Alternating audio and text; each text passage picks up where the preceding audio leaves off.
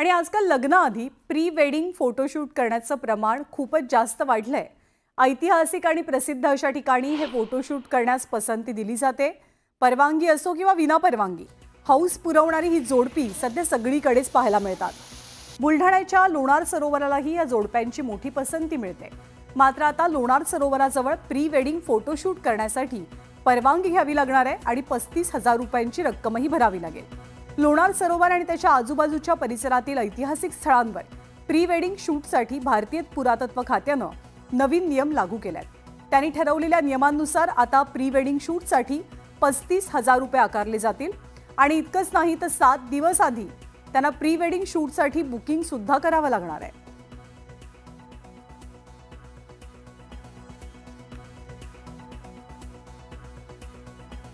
आज दिवसभरातल्या महत्त्वाच्या बातम्यांचा सविस्तर आढावा आपण घेतलेला आहे आणि आज दिवसभरात राज्यातल्या जिल्ह्यात शहरात गावागावात नेमकं काय काय घडलंय तेही आपल्याला बघायचंय, पण वेगवान स्वरूपात सुरुवात महत्त्वाच्या बातम्यांनी करूया। महत्त्वाच्या बातम्या प्रायोजक पुष्कराज रागी डिलाइट्स, महाराष्ट्राचं लाडकं आणि नंबर 1 नाचणी सत्व।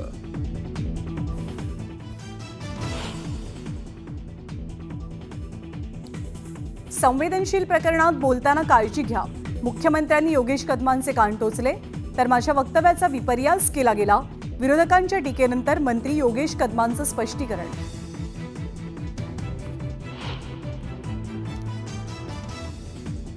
इंद्रजीत सावंत यांना पुन्हा एकदा जीवे मारण्याची धमकी, केशव वैद्य नावाच्या व्यक्तीकडनं सोशल मीडियावरनं धमकीची पोस्ट शेअर।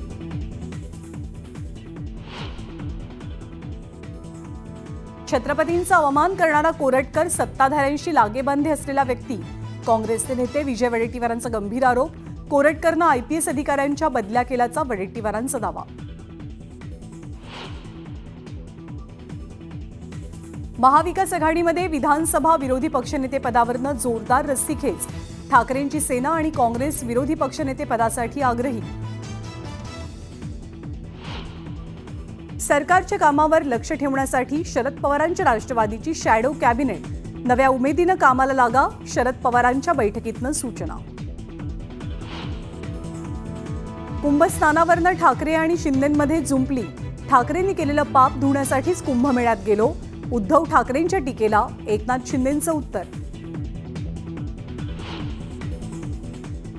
महिनाअखेरीस शेअर मार्केटमध्ये मोठा भूकंप, सेन्सेक्स 1414 अंकांनी तर निफ्टी 420 अंकांनी घसरला। आठवड्याभरात गुंतवणूकदारांचं 20 लाख कोटींचं नुकसान।